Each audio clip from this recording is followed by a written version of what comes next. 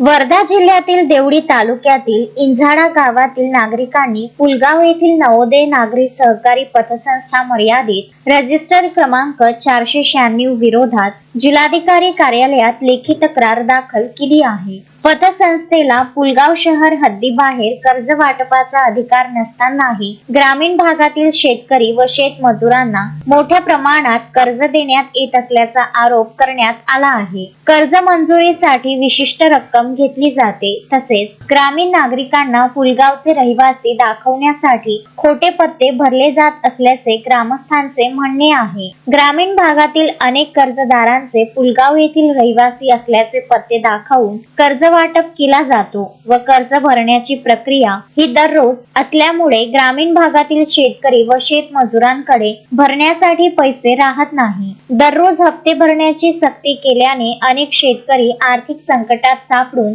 कर्जबाजारी होत आहेत। ग्रामीण भागातील शेतकरी व शेतमजुरांच्या गळ्याभोवती सावकारीचा फास हा आवडत चाललेला आहे। कर्ज वसुलीसाठी सहाय्यक कार्यालयाने ही वसुलीचे दाखले सखोल चौकशी केल्याशिवाय देऊ नये, तसेच या प्रकरणाची सखोल चौकशी करून दोषींवर कारवाई करावी व चौकशी पूर्ण होईपर्यंत वसुली थांबवावी अशी मागणी ग्रामस्थांनी केली आहे। अश्विन शाह, विदर्भ न्यूज, वर्धा।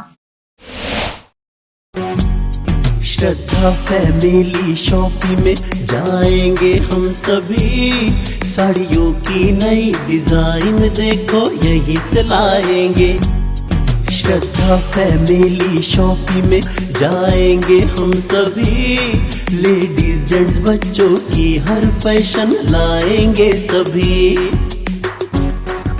फैशन के सफर में आप भी आगे ही आगे बढ़ते चलिए, क्योंकि बिजीलैंड का सबसे बड़ा आलीशान भव्य showroom Shraddha family shopping and mall, Busyland complex, Nandgaon Peth, Amravati.